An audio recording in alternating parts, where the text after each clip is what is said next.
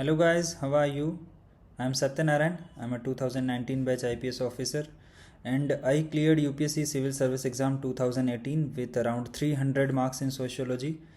And in this video we are going to talk about caste system, and we are going to talk one of the very important perspective on the caste system, that is the study on of the caste system, and that perspective is given by Andre Beteille. So Andre Beteille is an Indian sociologist, and he did a field work in the Tamil Nadu Tanjore district in a village. The real name of that village is not known, but in the book he used the name Sripuram. So he analyzed the caste system from a different perspective. उसके पहले जो sociologist थे उन्होंने जो GS Ghurye हैं उनका Indological concept था, Louis Dumont हैं उन्होंने जो है वो एक ऐसा कॉन्सेप्ट दिया, he gave the concept of homo hierarchicus, जिसमें उन्होंने ये आर्ग्यू किया कि कास्ट सिस्टम जो है वो over the time does not change and features of caste system जो है वो स्टेबल है या कांस्टेंट है, they are not changing. So Andre Beteille criticized that perspective given by Louis Dumont and he conducted a field study and then he analyzed it from a Weberian perspective. So अगर आपने paper 1 में जब weber को पढ़ा होगा तो you must have read class, status and power. So here Andre Beteille has used that Weberian framework and he analyzed the features of caste system and how it is different from class and what are the dimensions of social structure in Indian society. So सबसे पहले we will discuss that Andre Beteille in Caste, Class and Power, that is the name of the book he wrote, he followed the established convention of the anthropological research. Basically he conducted a field work and that field work was an intensive field work. He stayed in that village for around 10 months and after that rigorous study of a long stay in the community and detailed observation of the life of the people, then he was able to present his thesis. So he tried to understand the process of social change in 3 systems, mainly caste, class and power, and he analyzed that how caste is different from class and what are the similar features between caste system and a class system. So we all know that caste, class and power, they are the system of stratification. Stratifications means grouping of people and then layering of those groups. So basically the concept of stratification. Okay, then Andre Beteille, he conducted his study on caste, class and power that I have already told in a Tanjore village. The real name is not known, but it is known as Sripuram of Tamil Nadu in 1960s, and then he examined the changing relationship between the 3 dimensions of social stratification and the forces that brought about those changes in the rural society of India or the stratification system of India. And he said that change is a fundamental feature of the social structure of that particular village. And then he broadened that concept to the overall, or he generalized that concept to the overall village community. And he said that unlike the classical view of the caste system which was given by Dumo and other scholars like Herbert Risley and others, mainly the British scholars, those who were officers in India or administrators in India. So he said that in the caste system this is not rigid, the caste system is evolving, it is changing, and there are the change is the fundamental feature of the caste system. And he said that in reality the caste, class and power means basically the political or the political aspect of the social structure. He said that they are closely interwoven and you cannot separate them completely, and at least the last 2. And he said that we can separate that only for the process of abstraction. That means just to understand the concepts in distinctively you can separate caste, class and power, but they are closely interwoven and they are referred in different ways to the phenomena of social stratification. So basically Andre Beteille said that caste and class, they resemble each other in some respects and they are different also in some other respects.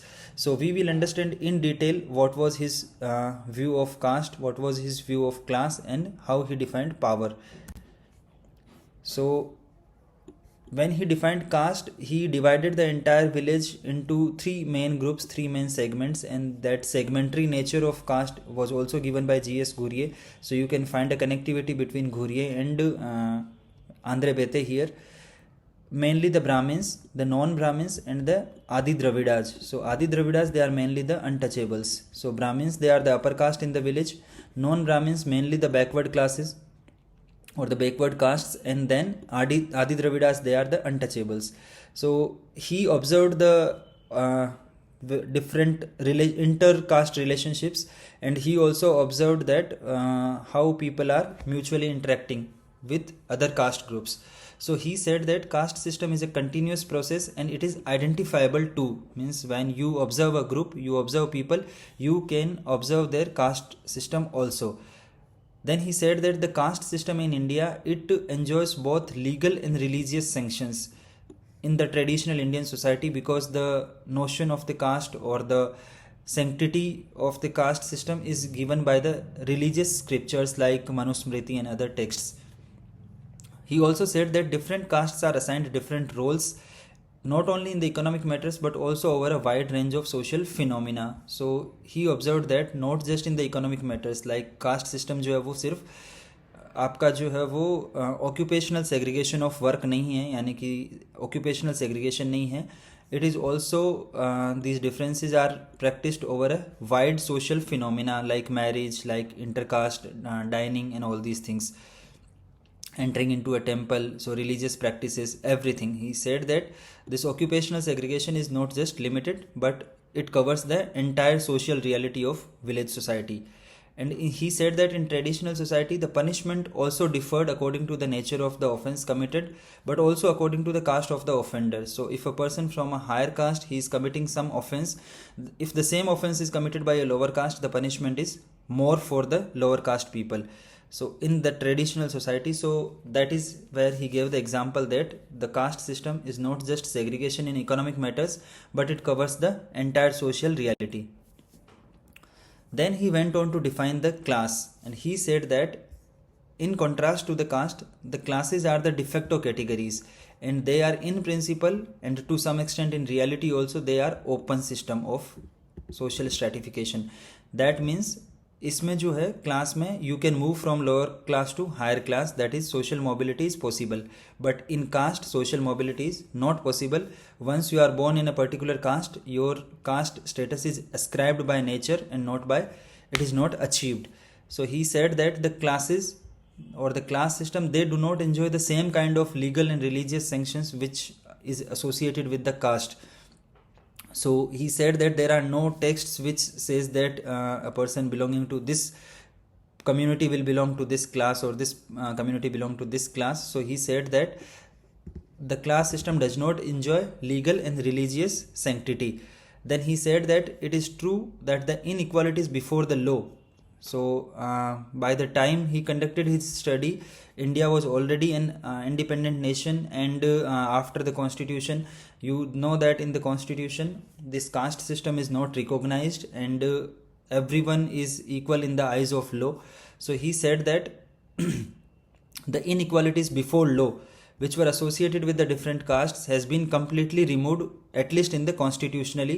और जब British times था तो उस time पे भी जो है वो जो लीगल सेंक्शन जो थी कास्ट सिस्टम की, जैसा कि हमने पनिशमेंट वाले एग्जाम्पल में डिस्कस किया था, दैट हैज़ बीन रिमूव्ड, और अब कानून की नज़रों में जो है वो सारी कास्ट सेम है. Nonetheless the old habits of mind and they are conditioned by legal and religious structure of the society. For example, your religious beliefs, for example, the notion of pollution and purity. So he said that these has existed for over centuries, and that continues to play the role in the contemporary society. And that is why you can give the example of the SC/ST Act कि SC/ST Act की जो है वो जरूरत क्यों पड़ी. SC/ST Act basically जो है वो शेड्यूल कास्ट और शेड्यूल ट्राइब्स के जो लोग हैं उनके खिलाफ जो एट्रोसिटीज़ होती है उससे उनको बचाने के लिए SC/ST एक्ट लाया गया था इन 1980s. So you can give the example where this is substantiated. So Andre Bete is right in saying that even in today's society or even in the 21st century there are atrocities based on the caste. So although कानून की नज़रों में सब same है, but still there are various discrimination which are practised on caste system. And he said that social classes defined in the terms of ownership and non-ownership of the means of production tends to be reduced to a few broad divisions. So basically he said कि जब हम social class की बात करते हैं तो जो western notion of class है that is basically आपका ownership of जो means of production है, and in agrarian society it is mainly to the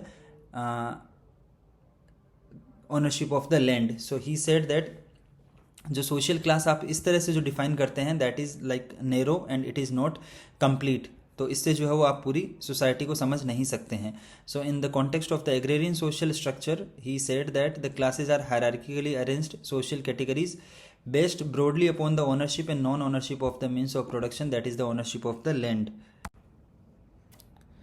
So then he divided the class in agrarian society on the two bases. One was the type of ownership and the control to the land, and the second was the type of services that were contributed to the process of production. यानी कि agriculture में जो भी कोई farmer है या फिर क्या है वो किस तरह की सर्विसेज प्रोवाइड करता है उसके आधार पर जो क्लासेस को डिवाइड किया गया आंध्र बेटे के द्वारा. And he made a clear distinction between share croppers and agricultural labourers, but he said that it is possible only at the conceptual level. यानी कि जो कल्टिवेटर्स हैं या फार्मर्स हैं या रेंटियर्स हैं, शेयर क्रॉपर्स हैं, this difference is only possible at conceptual level, but in reality all these groups they को exist, and a person who is a farmer can also be a sharecropper at some other time, and he can also work as a agricultural laborer also. So in a village society these classes they overlap to each other, so there are no discrete groups of different classes. Then describing power, after discussing caste and class, he analyzes the system of power in that Siripuram village, and he said that this village has both caste as well as class, and both these things exist together. And the distribution of power again creates a new hierarchy or a separate hierarchy which is different from the hierarchies of caste and class. So when he talks about the stratification in a village society, he basically divides three hierarchies: one of caste, another one is of status, that is caste, and this is caste based on the status, then class which is based on the economic criteria, and then the power, that is political power.